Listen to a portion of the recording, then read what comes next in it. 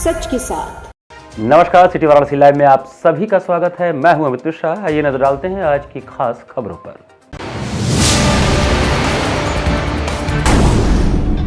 ज्ञानवापी में कड़ी सुरक्षा व्यवस्था के बीच संपन्न हुई जुम्मे की नमाज। मुस्लिम बाहुल क्षेत्र में दूसरे दिन भी बंद रही दुकानें।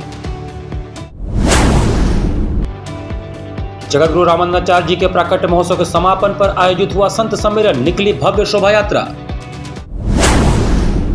महानगर उद्योग व्यापार समिति ने अंतरिम बजट 2024 पर की परिचर्चा। आयकर की नई धारा 43B को लेकर खड़े किए सवाल। और मोहनसराय ट्रांसपोर्ट से प्रभावित किसानों से सिराथू विधायक पल्लवी पटेल ने किया संवाद। और अब समाचार विस्तार से। शुक्रवार को ज्ञानवापी परिसर में जुम्मे की नमाज के मद्देनजर पुलिस प्रशासन पूरी तरह से अलर्ट मोड पर रहा। ज्ञानवापी मामले को लेकर Varanasi commissionerate police alert mode में है। इस बीच जुमे की नमाज पढ़ने के लिए भारी संख्या में मुस्लिम ज्ञानवापी परिसर पहुंचे, जिसके कारण मुसलमानों की भीड़ से ज्ञानवापी और उसके लगाए सड़कें पड़ गई। भीड़ को देखते हुए पुलिस ने मुसलमानों को दूसरे मस्जिद में जाकर नमाज पढ़ने का अनुरोध किया। मिली जानकारी के मुताबिक भीड़ इतनी है कि बास फाटक से विश्वनाथ मंदिर परिसर तक पांव रखने की भी जगह नहीं बची। सुरक्षा के मद्देनजर पुलिस काफी एक्टिव रही। पुलिस के जवान मोर्चा संभाले हुए थे। ड्रोन से पुलिस संवेदनशील क्षेत्रों में नजर रखे हुए थी। श्री काशी विश्वनाथ धाम समेत आसपास के इलाके में सुरक्षा के पुख्ता इंतजाम किए गए थे। दूसरी ओर अंजुमन इंतजामिया मसाजिद के महासचिव एवं जामे मस्जिद ज्ञानवापी के इमाम मौलाना अब्दुल बातिन नुमानी ने पत्र जारी कर सभी दुकानें, कारखाने, मुर्री, गद्दी और छोटे कारोबार बंद रखने की अपील की थी। कौम के नाम जारी पत्र में उन्होंने कहा कि सन 1993 तक मस्जिद के दक्षिणी तहखाने में पूजा पाठ नहीं होता था। यह दावा सरासर बेबुनियाद और गलत है।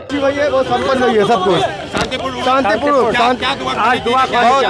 मुल्क के लिए अमन और शांति की दुआ खानी है। मुल्क के हिंदुस्तान जिंदाबाद और जिंदाबाद रहेगा। सिराथू विधायक पल्लवी पटेल ने मोहनसराय ट्रांसपोर्ट नगर योजना से पीड़ित किसानों से संवाद किया।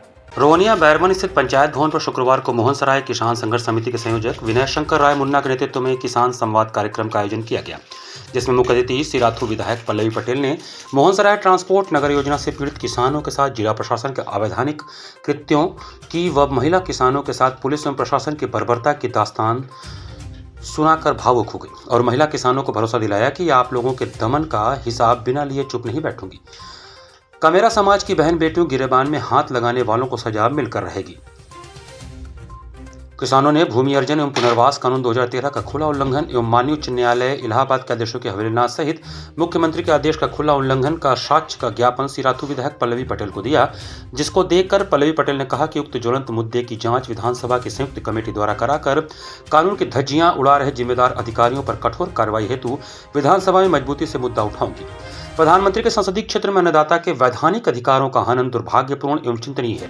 वाराणसी में किसानों की जमीन हड़पने पर आमादा जिला प्रशासन उत्पीड़नात्मक कार्रवाई एवं दमनात्मक कार्रवाई की पराकाष्ठा लांघ दी है और प्रधानमंत्री जी मौन है। सरदार पटेल के वंशजों पर क्रूरता का हिसाब जिला प्रशासन को देना होगा तथा प्रधानमंत्री को भी मौन स्वीकृति भारी पड़ेगी। किसान संवाद का संचालन गगन प्रकाश यादव एवं धन्यवाद ज्ञापन कृष्ण प्रसाद उर्फ छेदी पटेल ने किया। संवाद में मुख्य रूप से विनय शंकर राय मुन्ना, मेवा पटेल, अपना दल कमेरावादी जिलाध्यक्ष दिलीप सिंह पटेल, राजेश पटेल, प्रधान लाल बिहारी पटेल, पूर्व प्रधान अमलेश पटेल, रामलाल पटेल, राधेश्याम पटेल, विजय नारायण वर्मा, प्रेम साहब, दिनेश तिवारी, उदय पटेल, लाल बहादुर पटेल, विजय गुप्ता, बबलू पटेल, छोटे लाल सहित बड़ी संख्या में किसान शामिल थे। पटेल जी के साथ किसानों ने संवाद किया। पल्लवी पटेल ने यह भरोसा दिलाया है कि जो विधानसभा का सत्र चल रहा है उसमें मोहनसराय ट्रांसपोर्ट नगर के किसानों की आवाज़ वो वैधानिक तरीके जो जितने भी साक्ष्य थे हम लोगों ने साक्ष्य दिया है, सारे साक्ष्य के साथ वो सवाल खड़ा करेंगी। और हम लोगों ने मांग किया है कि विधानसभा की ज्वाइंट एक कमेटी आकर के और यहाँ पे जांच करे, क्योंकि प्रशासन से अब हम लोगों का कोई विश्वास नहीं है। सरकार यहाँ पे एक समय जमीन डिनोटिफाई की बात करती है, फिर उसके बाद उल्टे आ जाती है कब्जा करने के लिए, जबकि भूमि अधिग्रहण कानून 2013 के अंदर ये प्रावधान है कि 5 साल तक योजना अगर विकसित होकर के लागू नहीं होती है, अगर 80% किसान सहमति नहीं देते हैं, अगर उनका अवार्ड नहीं होता है, उनको मुआवजा नहीं दिया जाता है, तो जमीन निरस्त होनी चाहिए। जगत गुरु रामानंदाचार्य जी के प्राकट्य महोत्सव एवं श्री राम कथा के समापन पर संतों का समागम हुआ। श्री रामानंद विश्व हितकारिणी परिषद काशी व वैष्णव विरक्त संत समाज के तत्वावधान में जगतगुरु रामानंदाचार्य प्राकट्य महोत्सव व श्री राम कथा के समापन अवसर पर श्री राम मंदिर गुरुधाम वाराणसी में आयोजित एक वृहद विशाल सभा में अनेक जगतगुरु विद्वानों और संतों का आगमन हुआ और अनेक संतों ने आद्य जगत गुरु श्रीमद रामानंदाचार्य के प्रति अपने अपने विचारों को व्यक्त किया। पूज्य महंत अवध किशोर दास महाराज ने कहा कि श्री रामानंदाचार्य जी महाराज ने पाखंडवाद का खंडन किया और सबको पूजा का अधिकार दिलाया। उन्होंने सबका कल्याण करने के लिए अवतार लिया था। रामदास जी महाराज ने कहा कि जब हमारे समाज का एकात्म होगा तभी राष्ट्र की उन्नति हो सकती है। अखिल भारतीय संत समाज के मंत्री स्वामी जितेंद्रानंद सरस्वती ने कहा कि श्री रामानंदाचार्य जी ने कभी भी जात पात की बात ही नहीं की। प्रयाग में जन्म लिया, काशी को कर्म भूमि बनाया। काशी में रामानंदाचार्य जी की एक विशाल स्थान होनी चाहिए जो सबको सन्मार्ग की शिक्षा देती रहेगी। शंकराचार्य स्वामी नरेंद्रानंद सरस्वती ने कहा कि मुगलों के समय छिन्न भिन्न हो रही हमारी समाज में रामानंद जी का प्रादुर्भाव नहीं हुआ होता तो आज हमारा अस्तित्व ही समाप्त हो चुका होता। यह हमारा संत समाज सदैव आद्य जगत गुरु श्री रामानंदाचार्य जी का ऋणी रहेगा। कार्यक्रम की अध्यक्षता कर रहे जगत गुरु अनंतानंद पद प्रतिष्ठित स्वामी डॉक्टर रामकमल दास वेदांती जी महाराज ने किया। इससे पूर्व प्रातः में एक भव्य व विशाल शोभायात्रा 80 घाट से प्रारंभ होकर रविदास गेट, दुर्गा मंदिर, कबीर नगर, खोजवा होते हुए राम मंदिर गुरुधाम पहुंचा। इस शोभा यात्रा में प्रमुख रूप से जगत गुरु श्री रामानंदाचार्य जी का एक भव्यतम चित्रपट एक विशाल पालकी पर विराजमान कर काशी के रामानंद संप्रदाय अनुयायी महंत श्री महंत आदि अपने कंधे पर उठाकर चल रहे थे। आगे आगे डमरू दल, घुड़सवार व सैकड़ों की संख्या में महिलाएं सिर पर मंगल कलश धारण किए थी। उनके पीछे दर्जनों झांकियों तथा विभिन्न प्रांतों से आहूत की गई नर्तक मंडलियों द्वारा नृत्य हो रहा था। सैकड़ों की संख्या में संस्कृत के छात्र बटुक ब्रह्मचारी भी वैदिक मंत्रों के उच्चारण के साथ शोभा यात्रा को अत्यंत दिव्यतम स्वरूप प्रदान कर रहे थे। बैंड बाजों की मंगल ध्वनि तथा शहनाई की मधुर ध्वनि के साथ साथ सैकड़ों भक्तों की अगुवाई में यह शोभा यात्रा राम मंदिर पहुंचा।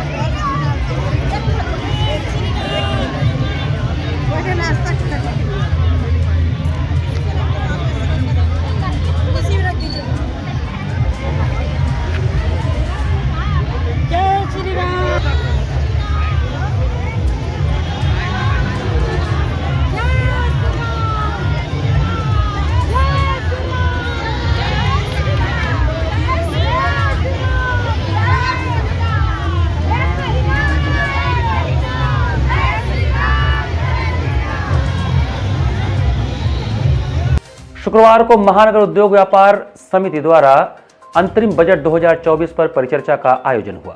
महानगर उद्योग व्यापार समिति वाराणसी के तत्वावधान में शुक्रवार को अंतरिम बजट 2024 पर परिचर्चा की गई, जिसमें बजट से उद्योगों एवं व्यापारियों को क्या क्या मिला उस पर विस्तृत रूप से चर्चा की गई।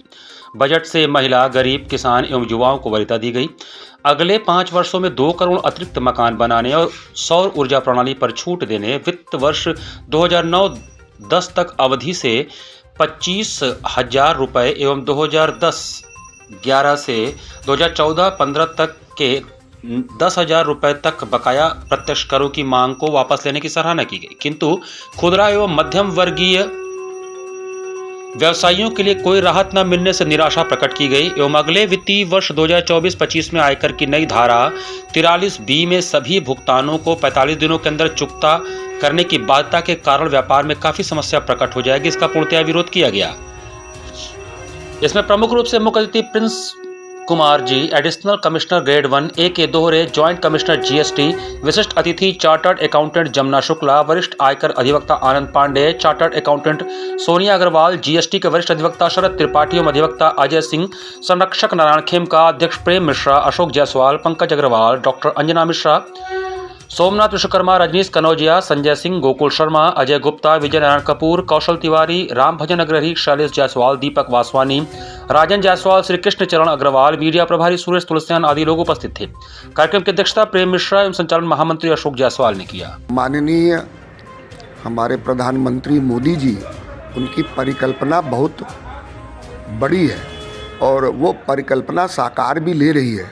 काशी में जो उन्होंने विजन, जब उन्होंने पहली बार चुनाव लड़ा था तो यहाँ पे जो उनका विजन था, आज वो प्रारूप दिखाई दे रहा है। बजट में एक ये उम्मीद की जा रही थी कि पूर्वांचल के लिए कोई एक विशेष पैकेज की घोषणा की जाएगी जिसमें पूर्वांचल का विकास होगा तो काशी का भी विकास होगा। अभी वो कोई ऐसी योजना। यहाँ पर वक्त चला छोटे से ब्रेक का। बने रहिए सिटी वाराणसी लाइव के साथ। वाराणसी लाइव, सच के साथ। क्या कहते हैं आपके सितारे, कैसा जीवन होगा आपका, होगी हर मुश्किल आसान, है हर परेशानी का निदान। आप बने रहिए हमारे साथ और हम बताएंगे आपके भविष्य का हाल। प्रत्येक मंगलवार रात्रि 8:30 बजे से सिर्फ सिटी वाराणसी लाइव पर।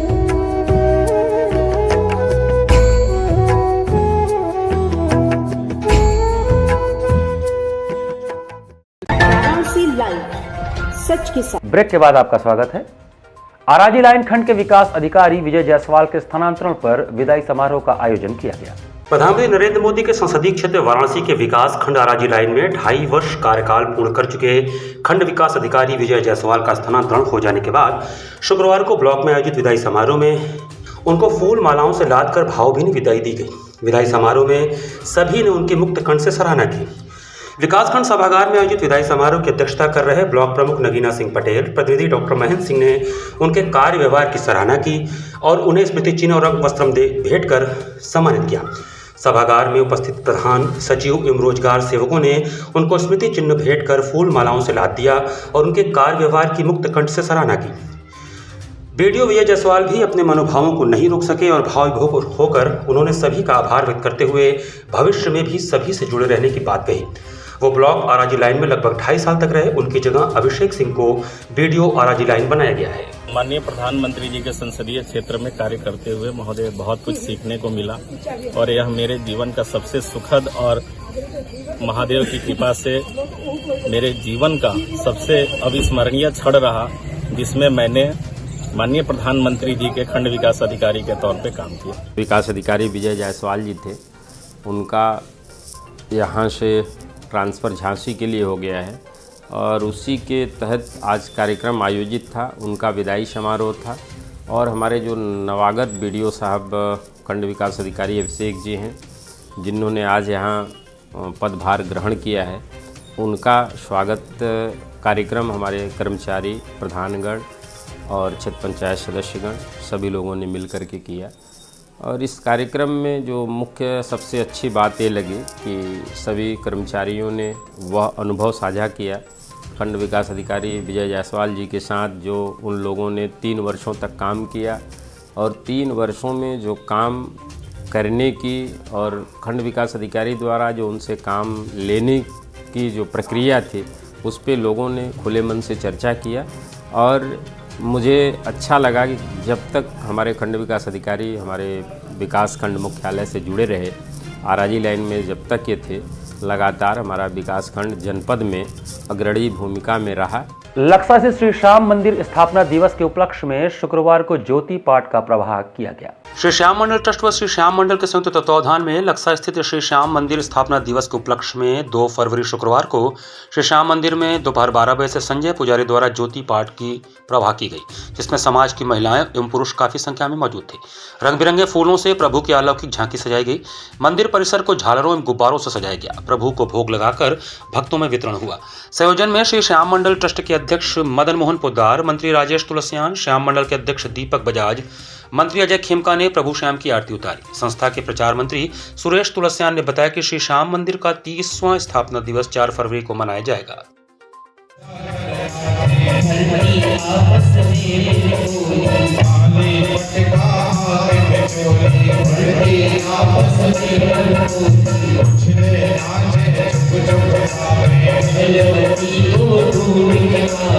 सारी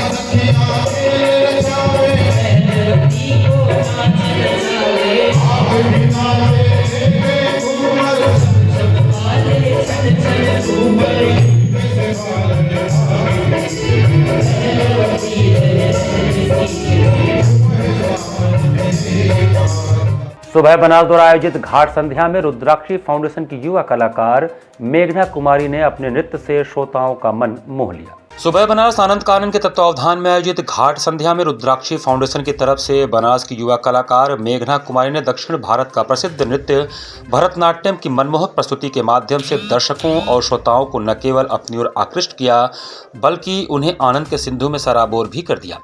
कलाकार ने कार्यक्रम का शुभारंभ देवगल कौतूहम तत्पश्चात अलारी एवं समापन अष्टपदी से किया। कलाकार को आशीर्वचन एवं प्रमाण पत्र शीला दीक्षित ने प्रदान किया। धन्यवाद ज्ञापन श्याम कुमार केसरी ने किया। कार्यक्रम की परिकल्पना एवं संयोजन सुबह बनारस के सचिव एवं संस्थापक डॉक्टर रत्नेश वर्मा का है। सीमा केसरी ने सफल संचालन कर महोत्सव की महत्ता से अवगत कराया। इस अवसर पर काशी हिंदू विश्वविद्यालय के छात्राओं सहित भारी संख्या में दर्शकगण उपस्थित थे।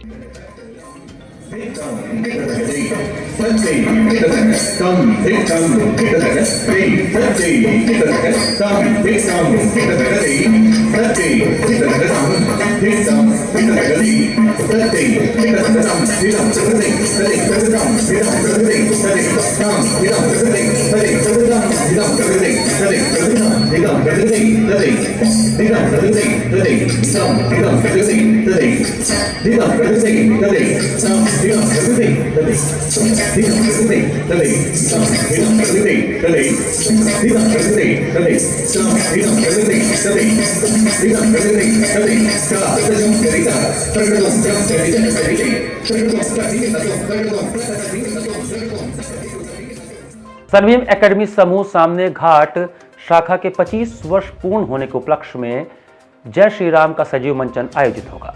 सरवीम एकेडमी समूह द्वारा अपने सामने घाट शाखा के 25वें स्वर्णिम वर्ष पूर्ण होने के उपलक्ष्य में भगवान राम के आदर्शों को जनमानस के हृदय में आत्मसात कराने हेतु महाकाव्य रामायण जय श्री राम का सजीव मंचन करने का निर्णय लिया गया।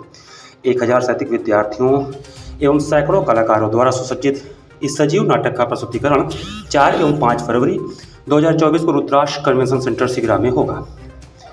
विद्यालय के वार्षिक समारोहों के इतिहास में सरवीम एकेडमी द्वारा आयोजित यह नाट्य प्रस्तुति ऐतिहासिक एवं भव्यतम होगी। इस संदर्भ में प्रेस वार्ता कर बताया गया कि इस कार्यक्रम की रूपरेखा फरवरी 2023 से प्रारंभ हो गई थी। तब से ही सैकड़ों विद्यार्थियों एवं थिएटर कलाकारों ने इस महाकाव्य के मंचन का अभ्यास प्रारंभ कर दिया था। इस महाकाव्य नाटक की पटकथा प्रसिद्ध लेखक डॉक्टर राजेंद्र उपाध्याय ने लिखा है। निर्देशन प्रमुख रंगकर्मी एवं दूरदर्शन निर्देशक डॉक्टर परितोष भट्टाचार्य एवं राजेश्वर त्रिपाठी जी ने दिया है। 4 और 5 फरवरी को हम लोग रामायण का नाटक मंचन करने जा रहे हैं। ये सिगरा का जो हॉल है, कन्वेंशन सेंटर जो मेन हॉल है,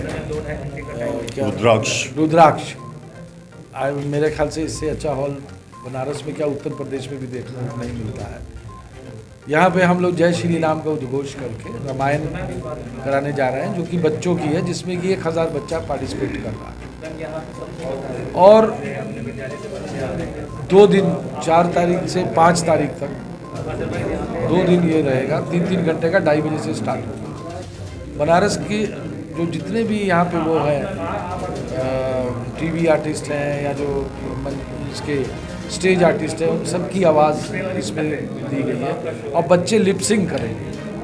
सबसे बड़ी बात इसमें मुकेश खन्ना जी की आवाज़ इसमें पीछे चलेगी और अरुण गोविल जी जो है वो हमारे चीफ गेस्ट हैं इसमें, और गेस्ट ऑफ ऑनर है हमारे बनारस के प्रतिष्ठित मेयर श्री अशोक जी। इसी के साथ सिटी वाराणसी लाइव का ये संस्करण हमें समाप्त करते हैं। मुझे दीजिए आज्ञा। नमस्कार।